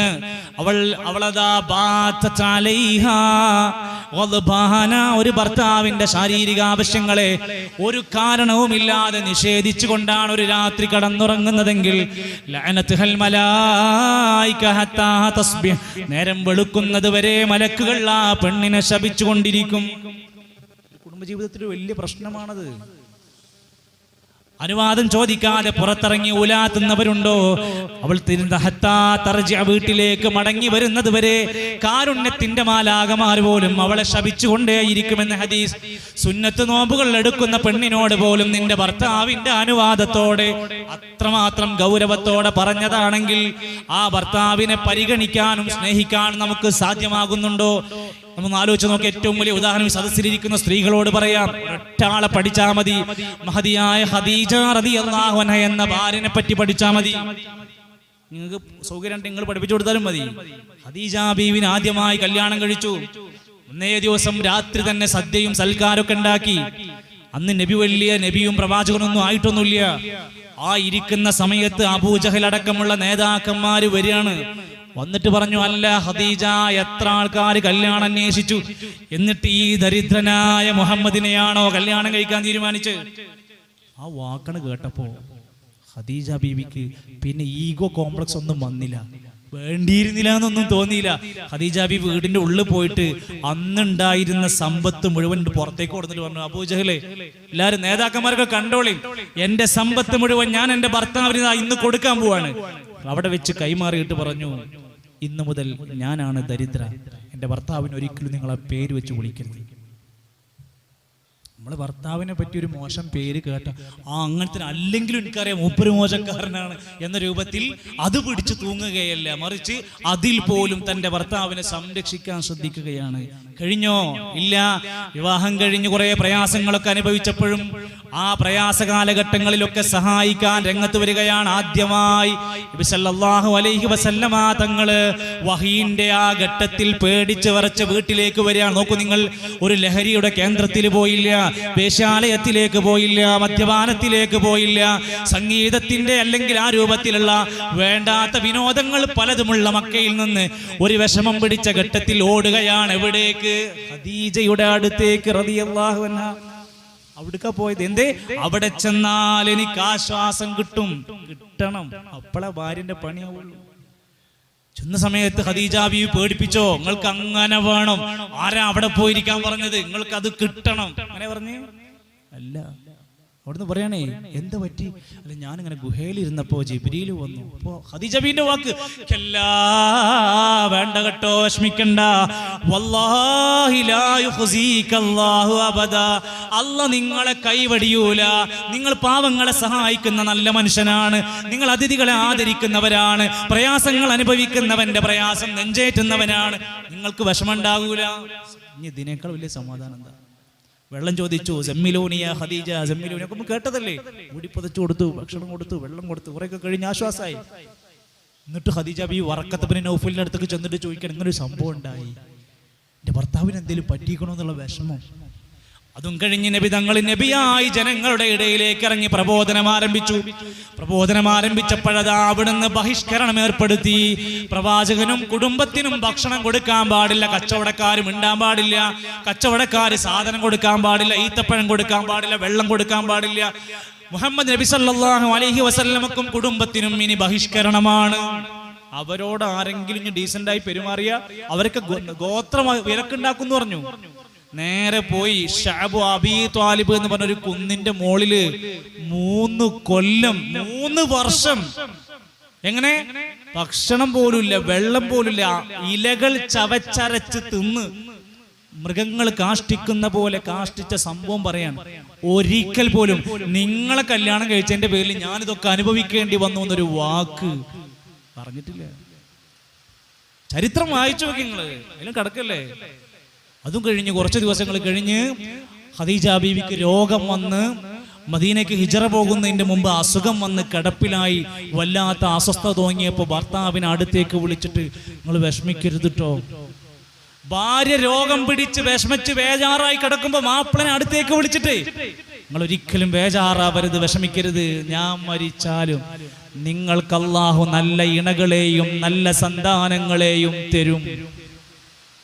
നമ്മുടെ നാട്ടിൽ എന്താ പറയല്, ഞാൻ മരിച്ച കൊക്കിന് ജീവണ്ടെങ്കിൽ നിങ്ങൾ വേറെ കല്യാണം കഴിക്കരുത് എന്നാ പറയാ. ഇവിടെ പറഞ്ഞ വാക്ക്, ഞാൻ മരിച്ച പടച്ചോങ്ങൾക്ക് നല്ല ഇണകളി നല്ല മക്കളൊക്കെ തരും. അതുകൊണ്ട് ഭാര്യമാർ ഓരോരുത്തർ ചിന്തിക്കാം, ഞാൻ എൻ്റെ ഭർത്താവിനോട് ശരിയാണോ? മാപ്പ് ചോദിക്കാനുണ്ടോ? ക്ഷമ ചോദിക്കാനുണ്ടോ? പൊരുത്തപ്പെടിക്കാനുണ്ടോ? കഴിഞ്ഞുപോയ കാലങ്ങളിൽ എന്തൊക്കെ സംഭവിച്ചാലും എത്രത്തോളം എന്ന് വെച്ചാൽ എത്രയോ കുടുംബങ്ങളിൽ ഭാര്യ ഭർത്താക്കന്മാർ ഒരുമിച്ച് ജീവിച്ചിട്ട് പോലും പിണക്കത്തോടെ ജീവിക്കുന്ന ഒരുപാട് കുടുംബങ്ങളുണ്ട്. അവസാനം വിഷമത്തോടെ കരഞ്ഞു പോയ രംഗങ്ങളുണ്ടായിട്ടുണ്ട്. മലപ്പുറം ജില്ലയിലെ ഒരു കുടുംബത്തിൽ ഭാര്യയും ഭർത്താവും തമ്മിൽ ഒരു ദിവസം അതാ ചെറിയ ഒരു പ്രശ്നത്തിന്റെ പേരിൽ ഒരു പിണക്കമുണ്ടായി. ഏറെ വിഷമത്തോടെ പറയാം, ആ പിണക്കം അങ്ങനെ ഒന്നാമത്തെ ദിവസം അവർ ജോലിക്ക് പോവുകയാണ്. വൈകുന്നേരം ഭർത്താവ് ജോലി കഴിഞ്ഞ് തിരിച്ചു വന്നു, വെള്ളം വെച്ചു കൊടുത്തു, ഭക്ഷണം വെച്ചു കൊടുത്തു, തോർത്തുമുണ്ടെടുത്തു കൊടുത്തു. ഒരിക്കലും നിങ്ങൾ പോയി കുളിച്ചോളൂ, നിങ്ങൾ ഇതാ ഇത് കഴിച്ചോളൂ, ഇത് കുടിച്ചോളൂ പറഞ്ഞില്ല. കാരണം എന്തേ? അവര് പിണക്കത്തിലാണ്, മിണ്ടിയില്ല. രണ്ടാമത്തെ ദിവസവും വീണ്ടും പിണക്കത്തിലാണ്. ജോലിക്ക് പോകണ്ടേ, സംസാരമില്ല, മിണ്ടാട്ടല്ല, എല്ലാം ചെയ്തു കൊടുക്കുന്ന ഒരേ റൂമിൽ അവർ കിടക്കുന്നുണ്ട്. മൂന്നാമത്തെ ദിവസവും ഇതുപോലെ ജോലി കഴിഞ്ഞു തിരിച്ച് വീട്ടിലേക്ക് വരുന്ന വഴിയിൽ വീടെത്താൻ ഒരു 500 മീറ്റർ, 1/2 കിലോമീറ്റർ അപ്പുറത്ത് വെച്ച് ഒരു ആക്സിഡന്റ് ഉണ്ടാകുന്നു. ആ മനുഷ്യനതാ അവിടെ വെച്ചുകൊണ്ട് മരിക്കുകയാണ്. പിന്നീട് ഭാര്യയുടെ അടുക്കലേക്ക് വരുന്നത് കഫൻ പുടവയിൽ ചുറ്റിപ്പൊതിഞ്ഞ ആംബുലൻസിന്റെ സൈറണുകളുമായിട്ട് ഒരാൾ കടന്നു വരികയാണ്. അത് ജനാസയായിരുന്നു. പൊട്ടിക്കരഞ്ഞുകൊണ്ട് ആ ഭാര്യ മക്കയിൽ ഉംറക്ക് വന്നുകൊണ്ട് ചോദിക്കുന്നത്, എനിക്കെന്റെ ഭർത്താവിനോട് പൊരുത്തം മേടിക്കാൻ, തൃപ്തിപ്പെടുത്താൻ സാധിച്ചില്ല, ഞാൻ എന്ത് തൗബയാണ് ചെയ്യേണ്ടത്? മനുഷ്യന്മാരെ കാര്യത്തിലുള്ളൂ. രാവിലെ പോയോൻ എങ്ങനെ തിരിച്ചു വരാന്ന് പറയാൻ കഴിയില്ല. وكم من سليم مات من غير علة وكم من سقيم عاش حين من الدهر. എത്രയോ രോഗികളായ ആളുകൾ വർഷങ്ങളോളം ക്യാൻസറുമായി, കിഡ്നിയുമായി, ഡയാലിസിസുമായിട്ടൊക്കെ ജീവിക്കുന്നവരുണ്ട്. എന്നാൽ എത്രയോ രോഗമില്ലാത്തവർ പെട്ടെന്ന് അങ്ങ് മരിച്ചു പോകുന്നു. നമ്മൾ ചിന്തിക്കണം. ഇന്ന് കണ്ട വ്യക്തിനെ നാളെ കാണാൻ പറ്റുമോ? എന്തിനാ പള്ളിയിൽ വന്ന് ഫിത്ന ഉണ്ടാക്കുന്നത്? എന്തിനാ വെറുതെ ദേഷ്യം വെച്ച് സംസാരിക്കുന്നത്? എന്തിനാ കാണുന്നവരോട് മുഴുവൻ വെറുപ്പുമായി നടക്കുന്നത്? ഇന്ന് കണ്ടോനെ അടുത്ത സമയം കാണാൻ പറ്റുമോ? നമ്മുടെ ഒരു സഹോദരന്റെ പിതാവ് രാവിലെ വീട്ടിൽ നിന്ന് ഭക്ഷണം കഴിച്ച് അങ്ങാടി പോയി സാധനങ്ങൾ മേടിച്ച് അദ്ദേഹം അങ്ങാടിയിലായി ഒറ്റക്ക് പോയി എല്ലാവരോടും വർത്താനമൊക്കെ പറഞ്ഞിരിക്കുന്ന സമയത്ത് എന്തോ ഒരു പ്രയാസം തോന്നി. അദ്ദേഹം സ്വമേധയാ ആശുപത്രിയിൽ പോയി മരുന്നൊക്കെ മേടിച്ച് ഡോക്ടറെ കണ്ട് കുഴപ്പമൊന്നുമില്ല എന്ന് പറഞ്ഞ് തിരിച്ച് വീട്ടിലെത്തി. വീട്ടിലൊന്നങ്ങ് കിടന്നു. 15 മിനിറ്റ് കഴിഞ്ഞ് അദ്ദേഹത്തെ വിളിക്കുന്നത് മയ്യിത്തെന്നാണ്. ഒരു സുബ്ഹ് നമസ്കരിച്ച മനുഷ്യൻ ളുഹറിന്റെ മുമ്പ് പള്ളിക്കാട്ടിലാണ്. ഈ ഇരിക്കുന്ന ഞാനും നിങ്ങളുമൊക്കെ സുഹൃത്തുക്കളെ ഒന്ന് ആലോചിക്കുക. ഓരോ കുടുംബത്തിലും ജീവിച്ച ഓരോരുത്തരിങ്ങനെ പടിയിറങ്ങി പോകുമ്പോ മട്ടും മണിമാളിക വിട്ട് ഒറ്റക്കോരോ യാത്ര പോണം, കൂട്ടുകുടുംബവുമില്ല, നിൻ പണവും പ്രതാപവുമില്ല. എത്ര ഉണ്ടെങ്കിലും നമ്മൾ ധരിച്ചിരിക്കുന്ന വസ്ത്രം പോലും നമ്മൾ കൊണ്ടുപോണില്ല. നമ്മൾ ഉപയോഗിച്ചിരുന്ന ഫോണൊക്കെ വേറെ ആളെ കയ്യിലാണ്. ഇന്നലെ ഒരു സഹോദരൻ അതേപോലെ കരുന്നച്ചിയിലെ പോലെ മഞ്ചേശ്വരം എന്ന് പറയുന്ന കാസർഗോഡ് ജില്ലയിലെ ഒരു ഭാഗത്ത് അദ്ദേഹം ഫോൺ വിളിക്കുക. 3 ദിവസം മുമ്പ് വിളിച്ചിട്ട് ഒരു ഡേറ്റ് തരാൻ പറ്റുമോ, ഞങ്ങളെ നാട്ടിലൊരു പ്രസംഗം വെക്കാനാണ്. 3 ദിവസം കഴിഞ്ഞിട്ട് പിന്നെ വിളിക്കുന്നത് മരുമകനാണ്, മകളെ കെട്ടിയ ഭർത്താവ്. അദ്ദേഹം ഫോണിൽ വാട്സപ്പ് ചെക്ക് ചെയ്തപ്പോൾ ഞാനുമായി ബന്ധപ്പെട്ടൊരു സംസാരം കണ്ടപ്പോൾ എന്നെ വിളിക്കുകയാണ്, നിങ്ങളോട് 3 ദിവസം മുമ്പ് സംസാരിച്ച ആ മനുഷ്യൻ അറ്റാക്ക് വന്ന് മരണപ്പെട്ടു, ആ ഡേറ്റുമായി ബന്ധപ്പെട്ട പ്രോഗ്രാമിൻ്റെ ഇനിയുള്ള കാര്യങ്ങൾ എന്നോട് സംസാരിച്ചാൽ മതി. അള്ളാഹു പുറത്തു കൊടുക്കുമാറാകട്ടെ. സഹോദരങ്ങളെ, എത്ര സംഭവങ്ങൾ നമുക്ക് ചേർത്ത് വെക്കാൻ പറ്റും. ഏത് കുടുംബത്തിലായാലും ഏത് ജോലിക്കാരനായാലും ഒരു ദിവസം അവിടെ നിന്ന് പടിയിറങ്ങേണ്ടവരാണ്. 6 അടി മണ്ണിൽ പള്ളിക്കാട്ടിൽ നമ്മളെയൊക്കെ കൊണ്ടുപോയി വെക്കേണ്ടവരാണ്. ഒരു വാപ്പയും ആരുടെയും കബറിലേക്ക് വന്നിട്ടില്ല, ഒരു മകനും വരില്ല, ഭാര്യ വരൂല, ആരും വരാനില്ലാതെ ഒറ്റക്ക് നമ്മൾ ആ കബറിൽ പോയി കിടക്കേണ്ടവരാണെന്ന ചിന്ത കൂടെ ജീവിക്കുമ്പോ വേണം. മരിച്ചു കഴിഞ്ഞിട്ട് ഭാര്യയെ ഓർത്ത് കരഞ്ഞിട്ട് കാര്യമില്ല, ജീവിക്കുമ്പോ സ്നേഹിക്കാൻ കഴിയണം. മരിച്ചു കഴിഞ്ഞ് ഞാൻ ഇദ്ദയിലാണെന്ന് പറഞ്ഞ് വിഷമിച്ച് കരയുന്ന ഭാര്യമാരെ, ജീവിച്ചിരിക്കുന്ന കാലത്ത് സ്നേഹിക്കാതെ, തലോടാതെ, ചുടുചുംബനങ്ങൾ കൊടുക്കാത്ത, മാനസിക ശാരീരികമായ സുഖങ്ങൾ കൊടുക്കാത്ത ഒരു ഭർത്താവിനെ പ്രയാസപ്പെടുത്തിയ പെണ്ണ് എത്ര ഇദ്ദയിരുന്നാലും ആ കറകൾ തീരൂല, ആ കറ തീരൂല, ആ വിഷമങ്ങൾ തീരൂല. ശരിക്കാലോചിക്കുക. മനുഷ്യരെല്ലാം കുടുംബമായി ജീവിച്ചു കൊണ്ടിരിക്കുക. ഞാൻ അവസാനിപ്പിക്കുക. രണ്ട് കാര്യങ്ങൾ. മനുഷ്യരെല്ലാം കുടുംബമായി ഇങ്ങനെ ഒത്തൊരുമയോടെ ജീവിച്ചു കൊണ്ടിരിക്കാൻ നമുക്ക് ഏറ്റവും പ്രിയപ്പെട്ടതാണ് കുടുംബം. കൈവിട്ട് കൊടുക്കാൻ നമ്മൾ തയ്യാറല്ല. എന്തിനാ കഷ്ടപ്പെടുന്നത്? കുടുംബം ജീവിക്കാൻ. എന്തിനാ ഗൾഫ് പോണത്? ഭർത്താവിനെ, ഭാര്യനെ, കുടുംബത്തെ, മക്കളെയൊക്കെ വിട്ട് എല്ലാവരും വിട്ട് എന്തിനാ ഗൾഫ് പോണത്? കുടുംബം നോക്കാൻ വേണ്ടിയാണ്. ശരി എങ്കിൽ ഈ കുടുംബത്തിന് വേണ്ടിയാണെങ്കിൽ നാളെ പരലോകം സംഭവിക്കുകയാണ്. യൗമ യഫിറുൽ മർഉ മിൻ അഖീഹി വഉമ്മിഹി വഅബീഹി വസാഹിബതിഹി വബനീഹി ലികുല്ലി ഇംരിഇൻ മിൻഹും യൗമഇദിൻ ശഅനുൻ യുഗ്നി. പരലോകം സംഭവിക്കുമ്പോൾ വാപ്പാൻ്റെയൊക്കെ മക്കളോടും ഭാര്യയെ വിട്ടൊഴിയും, സഹോദരന്മാരേക്ക് ഓടി ഒളിക്കും, ആർക്കും ആരെയും വേണ്ട. എനിക്ക് എന്റെ കാര്യം, അവനവന്റെ കാര്യം. അങ്ങനെ ഒരു ദിവസം നമ്മളെ പറ്റി മാത്രം ചിന്തിക്കുന്നൊരു ദിവസം. എന്തേ താടി വെക്കാത്ത? ഭാര്യക്ക് ഇഷ്ടല്ല. എന്തെങ്കിലും പള്ളി പോകാത്ത? അല്ല, വാപ്പിമ്മയൊക്കെ പറഞ്ഞപ്പോ ആ പള്ളിക്കൊന്നും പോണ്ട. അല്ല, നിങ്ങളിപ്പോ ദീനിൽ സംഘടനാ പ്രവർത്തനമൊന്നും കാണാറില്ലല്ലോ. അല്ല, ഇക്കാക്ക് പറഞ്ഞു ഇതിനൊന്നും നിൽക്കണ്ട. ബാക്കിയുള്ളവരുടെ ഇഷ്ടത്തിനു വേണ്ടിയിട്ട് എല്ലാതും ത്യജിച്ച് നടന്ന നമ്മൾ അവസാനം പറയണം, ഓരോരുത്തരും അവനവനെ പറ്റി മാത്രം ചിന്തിക്കുന്ന ഒരു ദിവസം വരാനുണ്ട്. അവസാനിക്കൂല. അത് കഴിഞ്ഞ് മനുഷ്യനെ പറ്റി പറഞ്ഞല്ലോ, ആ മനുഷ്യൻ അതാ നാളെ പരലോകത്ത് സ്വർഗ നരകത്തിന്റെ മുമ്പിലേക്ക് വരിക. നരകം ഇങ്ങനെ ആളിക്കത്തിച്ച് കൊണ്ടുവരികയാണ്. തഗയ്യുദം വസഫീറ, ഭയങ്കര ഗർജന ഇങ്ങനെ കേൾക്കാൻ സാധിക്കും. വലിയ വിദൂരത്തു നിന്നാണ് അത് കൊണ്ടുവരികയാണ്. 70 വർഷം മുകളിൽ നിന്നൊരു കല്ലങ്ങ് താഴേക്കിട്ടാൽ അത് എത്താൻ 70 കൊല്ലം പിടിക്കുകയാണ്. വല്ലാത്തൊരു ലോകമാണ് നരകം. അതികഠിനമായൊരു ദാഹമാണ് അതിലുള്ളത്. പതക്കുന്ന ചീഞ്ചലമാണ് അതിൽ കുടിക്കുന്നത്. അണപ്പല്ല് ജബലുഹദോളവും സാമ്യമുള്ളതാ. അതിൽ നിന്ന് ഞങ്ങളെ കാക്കണേ ദയ്യാനേ, അതിനായി ദുആ ചെയ്യുന്നു യാ ഹന്നാനേ. സഹിക്കാൻ കഴിയാത്ത നരകം, ആർക്കും സഹിക്കാൻ കഴിയാത്ത നരകം. നബി സല്ലല്ലാഹു അലൈഹി വസല്ലം നരകം കൊണ്ടുപോയി കാണിക്കപ്പെട്ട രംഗം പറയാം. ഞാൻ നരകത്തിന്റെ മുമ്പിലെത്തി. എത്തി നോക്കിയപ്പോൾ ഞാൻ എന്റെ മുഖം അങ്ങോട്ട് പിറകോട്ട് വലിച്ചു. നബി പറയാ, ദുനിയാവിലെ ചൂടിനേക്കാൾ 69 ഇരട്ടി ചൂടാണ് ഞാൻ അവിടെ കണ്ടത്. സഹിക്കാൻ പറ്റിയില്ല. നബി സല്ലല്ലാഹു അലൈഹി വസല്ലം തങ്ങൾ പറയാ, സാധാരണ ഏതൊരു ചൂടാണെങ്കിലും, എത്ര ആളിക്കത്തുന്ന തീയാണെങ്കിലും വെള്ളമൊഴിച്ചാൽ അല്ലെങ്കിൽ കാലങ്ങൾ കഴിഞ്ഞാൽ അത് കുറഞ്ഞു വരുമല്ലോ.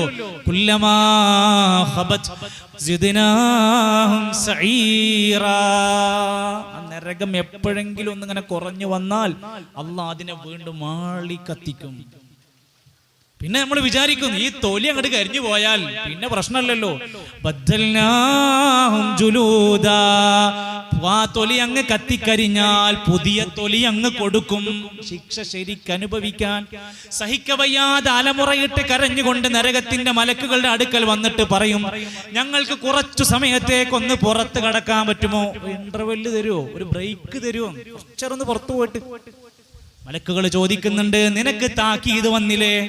നിനക്ക് ഖുർആൻ കിട്ടിയില്ലേ? വയലുകൾ കേട്ടില്ലേ? കിതാബുകൾ ഉണ്ടായില്ലേ? എത്ര സ്രോതസ്സുകൾ ഉണ്ടായിരുന്നു, നിനക്ക് കിട്ടിയില്ലേ? ഖാലൂ ബലാ ഖദ് ജാഅനാ നദീർ. ശരിയാണ്, ഞങ്ങൾ കേട്ടിരുന്നു, ഞങ്ങൾക്ക് കിട്ടിയിരുന്നു, പക്ഷെ ഞങ്ങൾ അതൊക്കെ നിഷേധിച്ചു. അതൊക്കെ ഉസ്താദ്മാര് വയലിന് ഇങ്ങനെ രസത്തിന് പറയണ സംഭവമല്ലേ, നമ്മളതൊന്നും വലിയ കാര്യമാക്കിയില്ല. അങ്ങനെ നരകത്തിന്റെ അവസ്ഥയിൽ പെടുകയാണ്. അവിടെ സഖർ എന്ന നരകത്തിന്റെ ആഴമേറിയ ഭാഗത്ത് കിടക്കുന്ന ആളുകളോട് ചോദിക്കുകയാണ്, എന്താടാ നിങ്ങളൊക്കെ സഖറിൽ എത്താനുള്ള കാരണം? സ്വർഗ്ഗക്കാർ ചോദിക്കുക. ഖാലു, അവര് പറയും, ലം നകു മിനൽ മുസല്ലീൻ, ഞങ്ങൾ നിസ്കരിക്കാറുണ്ടായിരുന്നില്ല. നിസ്കാരത്തിന്റെ വിഷയത്തിൽ ഞങ്ങൾക്കൊരു പ്രശ്നം ഗൗരവം ഉണ്ടായിരുന്നില്ല. സ്കൂളിലായിരുന്നു, കോളേജിലായിരുന്നു, സോക്സ് എടുത്തിരുന്നില്ല, ഞങ്ങൾ നീച്ചു മൂത്രം വെച്ചപ്പോൾ അവിടെ പാൻറ്റുമായി, ഇങ്ങനെ ഓരോരോ കാരണം പറഞ്ഞ് നമ്മളിങ്ങനെ കളിക്കുക നിസ്കാരം വെച്ച്.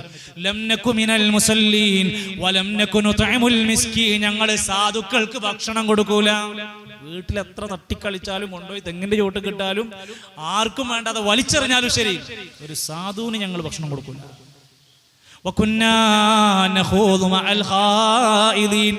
നാട്ടിൽ പല തോന്നിവാസങ്ങളും വൃത്തികേടുകളും നടന്നിരുന്നു, ഞങ്ങൾ അതിലൊക്കെ മുഴുകിയിരുന്നു. ഞാൻ ഉദാഹരണത്തിന് ഒന്നും പോണില്ല, ഞങ്ങൾ വിശുദ്ധ ഖുർആൻ എടുത്ത് വായിക്കുക, സൂറത്തുൽ മാരിജ് ഒക്കെ എടുത്ത് വായിക്കുക. കൃത്യമായിട്ട് ഇങ്ങനെ പഠിപ്പിച്ചിരുന്നുണ്ട്. നാട്ടിൽ പല തോന്നിവാസം ഉണ്ടായിരുന്നു, ഞങ്ങൾ അതിലൊക്കെ മുഴുകിയിരുന്നു. ഞങ്ങൾ പരലോകത്തിനെ നിഷേധിക്കുകയായിരുന്നു. ആ പിമ്മി കുറെ പറയണൊക്കെ ഉണ്ട്, വയലും ഹുതുബയൊക്കെ കേൾക്കുന്നുണ്ട്, പക്ഷെ ഞങ്ങൾക്ക് അതുകൊണ്ട് ഈമാൻ കേറിയില്ല. ഇത് അവിടെ വെച്ച് പറയുമെന്ന് ഞാൻ അവസാനിപ്പിക്കുക. പരലോകത്ത് വന്നുകൊണ്ട് അവസാനം നരകം ഇങ്ങനെ കൊൺമുമ്പിൽ കണ്ണ് കാണിക്കുന്ന സമയത്ത് പാപികളായി, കുറ്റവാളികളായി, ദ്രോഹികളായി, വാലിമീങ്ങളായി എത്തി ഇനി ഞാൻ ഈ നരകത്തിലാണെന്ന് അവന് തോന്നിയാൽ യുബസ്സറൂനഹും യവദ്ദുൽ മുജ്രിമു ലൗ യഫ്തദി മിൻ അദാബി യൗമീദിൻ ബിബനീ. കുറ്റവാളിയായ മനുഷ്യർ അന്ന് ചിന്തിക്കും, അവരാഗ്രഹിക്കും, അവർ കൊതിക്കും, അവർ വന്നിട്ട് പറയും, എത്രേ ലൗ യഫ്തദീ മിൻ അദാബി യൗമീദിൻ ബിബനീ. ഞാൻ നൊന്ത് പ്രസവിച്ച എൻ്റെ മോനെത്തരാ, എൻ്റെ മോളെത്തരാ, ഞാൻ താരാട്ടുപാടിയ എൻ്റെ മക്കളെത്തരാ, ഞാൻ ഒരുപാട് കാലം ഒരുപാട് ഉറക്കമൊഴിച്ച് വളർത്തി സ്നേഹിച്ച് ലാളിച്ച എൻ്റെ പൊന്നും മക്കളെത്തരാം. എന്നെ നരകത്തുനിന്ന് രക്ഷിക്കാൻ പറ്റുമോ? എൻ്റെ മക്കളെ കൊണ്ടുപോയിക്കോളൂ, എനിക്ക് പ്രശ്നമില്ല, എന്റെ മക്കളെടുത്തോളൂ, എനിക്ക് വേണ്ട.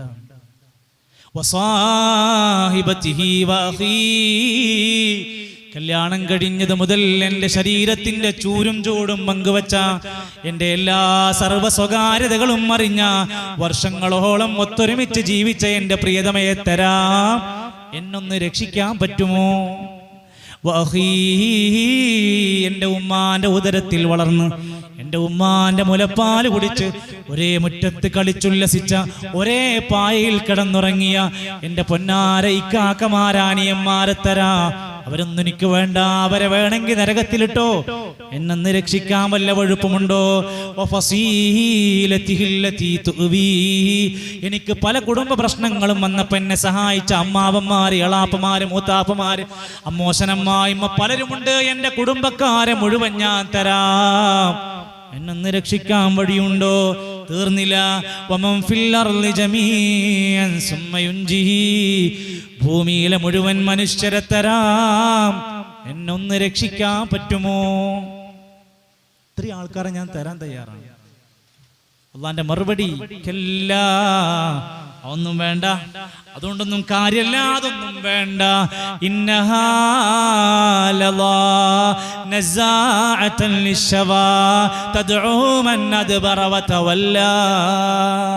സൂറത്തുൽ മആരിജിന്റെ 2-ാമത്തെ പേജ് എടുത്ത് വായിച്ചു നോക്കുക.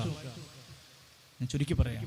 അതുകൊണ്ട് എൻ്റെ സുഹൃത്തുക്കളെ, പരലോകത്ത് നാളെ സ്വർഗത്തിൽ എത്തിപ്പെടലാണ് നമ്മുടെ ലക്ഷ്യം.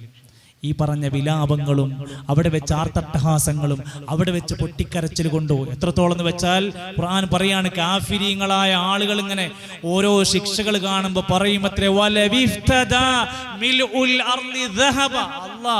ഞങ്ങൾക്ക് ഇതൊക്കെ സംഭവമൊക്കെ മനസ്സിലായി, ഞങ്ങൾ ഈ ഭൂമി നിറച്ച് സ്വർണം കൊടുന്നു തരാം, ഒന്ന് രക്ഷിച്ച് നരകത്തിലേക്ക് നിന്ന് മാറാൻ വല്ല വകുപ്പുണ്ടോ? ഭൂമി നിറച്ച് സ്വർണം തരാ, ഒന്ന് രക്ഷപ്പെടുത്തി തരാൻ പറ്റുമോ? വിടൂല പടച്ചറബ്. അതുകൊണ്ട് അവിടെ രക്ഷപ്പെടാനുള്ള മാർഗങ്ങൾ കണ്ടെത്തി ദീനിയായി ജീവിക്കുന്ന ഒരു കുടുംബം ഉണ്ടാവലാണ് തഖ്വയുള്ള കുടുംബത്തിന്റെ മാനദണ്ഡം. ഒരുമിച്ച് നമ്മളൊക്കെ എന്ത് കേസ് ടൂർ പോകുമ്പോൾ ഒരുമിച്ചാ പോവാ. വെള്ളിയാഴ്ച ജുമാക്ക് നമുക്ക് പോയിക്കൂടെ? ദീനി ക്ലാസ്സുകൾ പങ്കെടുത്തൂടെ?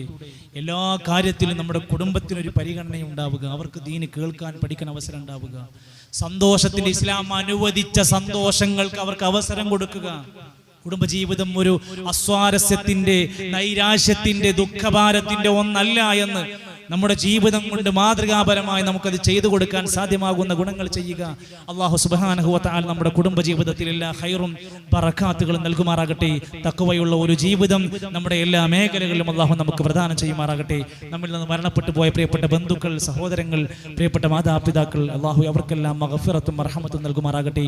ജീവിച്ചിരിക്കുന്ന നമ്മുടെ വൃദ്ധരായ മാതാപിതാക്കൾക്ക് അല്ലാഹു ദീർഘായുസ്സും ആരോഗ്യവും ആഫിയത്തും പ്രദാനം ചെയ്യുമാറാകട്ടെ. ആശുപത്രി കിടക്കകളിൽ, ICUകളിൽ കഴിഞ്ഞുകൊണ്ടിരിക്കുന്ന നിരവധി രോഗികൾ ദുആ കൊണ്ട് വസിയത്ത് പറഞ്ഞിട്ടുണ്ട്. അല്ലാഹുവേ, അവരുടെ രോഗങ്ങൾക്ക് നീ ശിഫ പ്രദാനം ചെയ്യണമേ. ഒരുപാട് മാനസിക ശാരീരിക പ്രയാസങ്ങൾ അനുഭവിക്കുന്നവർ, അല്ലാഹുവേ നീ അവരുടെ പ്രയാസങ്ങൾ മാറ്റിക്കൊടുക്കണമേ. ഞങ്ങളുടെ മക്കളിലൂടെ കൺകുളിർമ ഉണ്ടാക്കി തരണമേ. അല്ലാഹുവേ, ഞങ്ങളുടെ ഇണകളിലൂടെ സന്തോഷം ഉണ്ടാക്കി തരണമേ. ഞങ്ങളുടെ ജോലിയിൽ, കച്ചവടത്തിൽ, വരുമാനത്തിൽ, കൃഷിയിൽ, ശമ്പളത്തിൽ അല്ലാഹുവേ നീ ബറക്കത്ത് നൽകണമേ. അല്ലാഹുമ്മ ഗ്ഫിർ ലിൽ മുഅ്മിനീന വൽ മുഅ്മിനാത്ത് വൽ മുസ്ലിമീന വൽ മുസ്ലിമാത്ത് അൽഅഹ്യാഇ മിൻഹും വൽ അംവാത്. റബ്ബനാ തഖബ്ബൽ മിന്നാ ഇന്നക അൻതസ് സമീഉൽ അലീം വതുബ് അലൈനാ ഇന്നക അൻത التواب الرحيم وصلى الله على نبينا محمد والحمد لله رب العالمين. السلام عليكم ورحمة الله وبركاته.